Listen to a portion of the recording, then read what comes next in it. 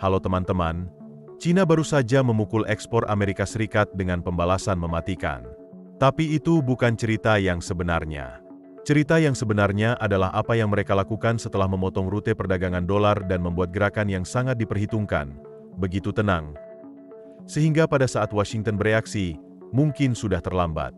Karena ini bukan pembalasan, itu adalah pelepasan, dan itu terjadi lebih cepat daripada siapapun di Barat yang mau mengakui.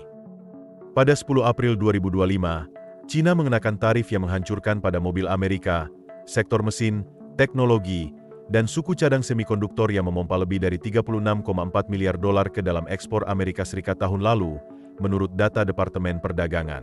Langkah ini terjadi hanya 72 jam setelah Presiden Trump mengesahkan tarif baru senilai 88 miliar dolar pada mobil listrik Cina dan mineral tanah jarang. Analis Bloomberg menyebutnya serangan presisi, bukan hanya dorongan ekonomi, tetapi pesan strategis. Penasihat senior Wong Yong di Universitas Ping menjelaskannya dengan lugas. Beijing menargetkan industri dengan daya ungkit tinggi yang terkait dengan politik elektoral. Ini tidak lagi defensif, itu bedah. Reaksi pasar langsung. Tesla menghentikan pengiriman ke Cina. Derco kehilangan 2,1 miliar dolar dalam nilai pasar dalam 2 hari. Kedelai Amerika Serikat berjangka tergelincir 4,3% karena spekulasi pembalasan yang lebih luas. Namun, di balik berita utama, ada sesuatu yang lebih dalam yang bergeser. Cina tidak hanya menjawab, tetapi juga memposisikan ulang. Ini bukan bantahan perdagangan. Itu adalah tanda keluar yang diperhitungkan. Sementara berita utama fokus pada tarif, pergeseran sebenarnya bersifat struktural. Menurut Administrasi Valuta Asing Negara Cina, Beijing memangkas kepemilikan Treasury Amerika Serikat menjadi 668,6 miliar dolar pada kuartal 1 2025, level terendah dalam 15 tahun. Tapi itu baru permulaan.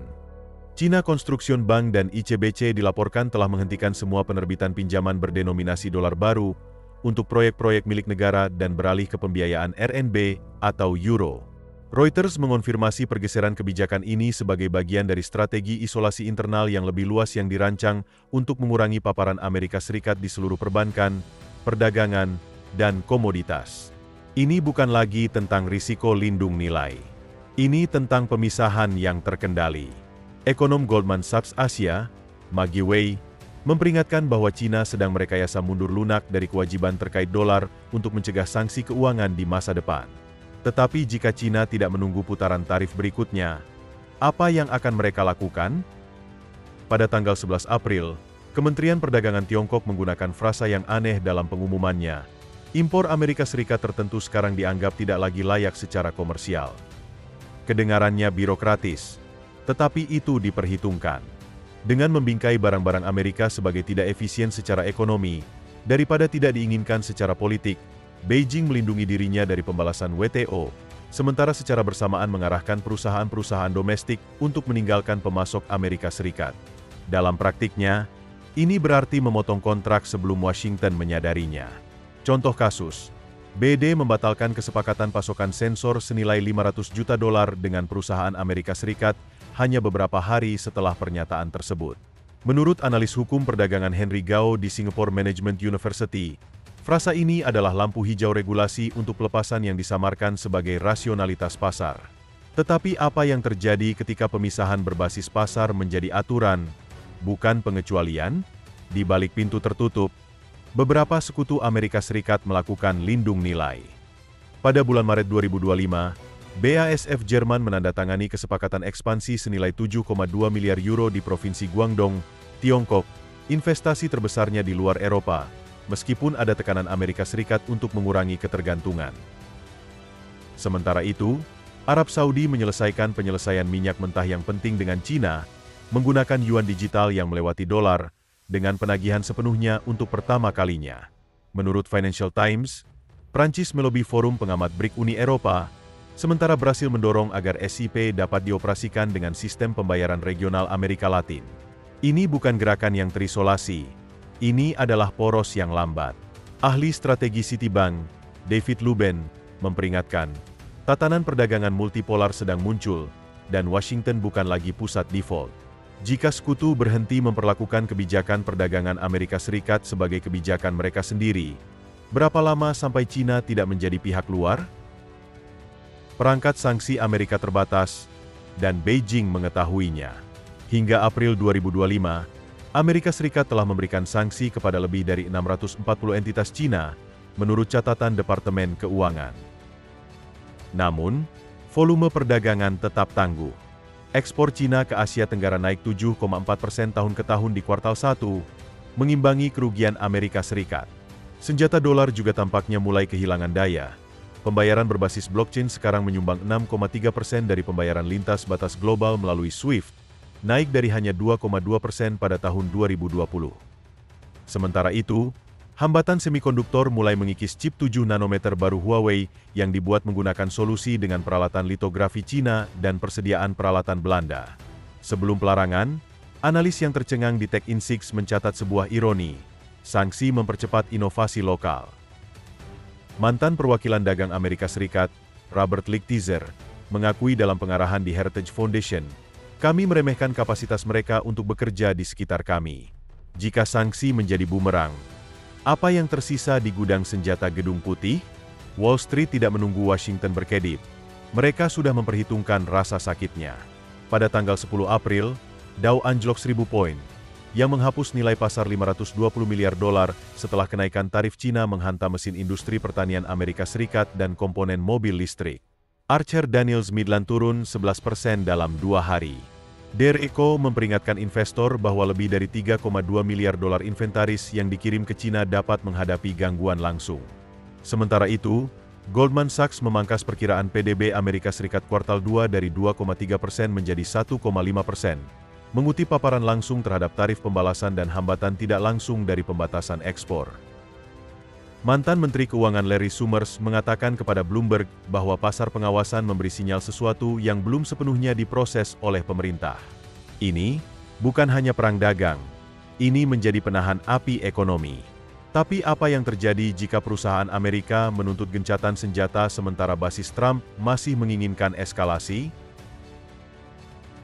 Xi Jinping tidak mengandalkan kemenangan melalui kecepatan. Dia bertaruh pada ketahanan. Sejak 2021, Tiongkok telah meningkatkan produksi chip domestik sebesar 34% per tahun, menurut Asosiasi Industri Semikonduktor Tiongkok, sambil memangkas impor kedelai Amerika Serikat dari 32 juta metrik ton pada 2018 menjadi hanya 9,4 juta pada 2024, menurut data USDA. Beijing juga telah mengunci kesepakatan biji-bijian multitahun dengan Argentina dan Kazakhstan untuk menahan guncangan pasokan dan meningkatkan cadangan pangan negara sebesar 18% dari tahun ke tahun. Pada bulan April, Gubernur PBOC, Pang Gong, mengonfirmasi bahwa portofolio cadangan devisa Tiongkok secara aktif bergeser dari kepemilikan yang didominasi dolar, yang memperkuat isolasi terhadap pengaruh keuangan Amerika Serikat. Sementara itu, Trump menghadapi ekonomi di mana ekspektasi inflasi naik menjadi 3,1% pada bulan April, menurut survei sentimen konsumen Universitas Michigan. Seperti yang dikatakan ahli strategi Kevin Root dalam urusan luar negeri, garis waktunya bukan 2025, tetapi 2050.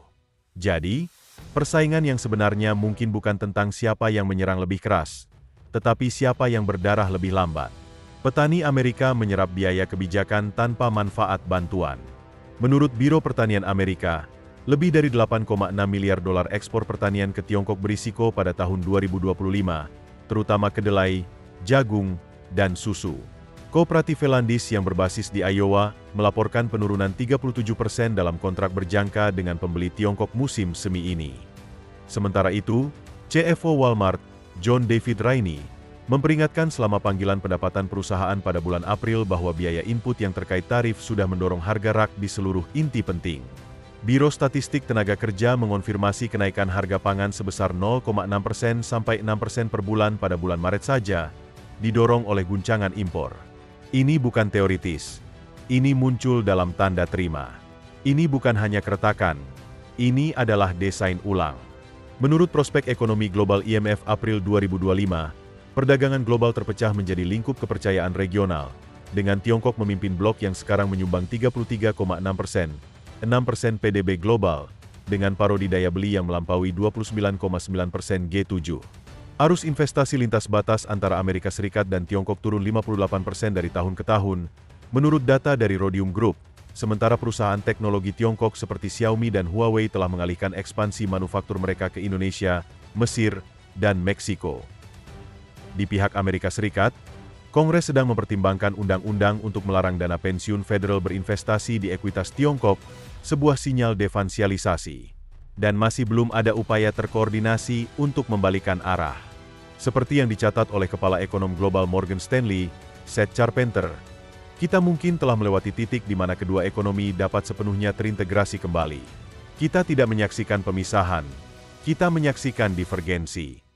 Tetapi jika sistem lama hilang, apa sebenarnya yang menggantikannya? Jadi, mari kita sebut ini apa adanya. Ini bukan perang dagang lagi. Ini adalah penguraian strategis, satu utas pada satu waktu. Tiongkok membanting rem pada ketergantungan dolar.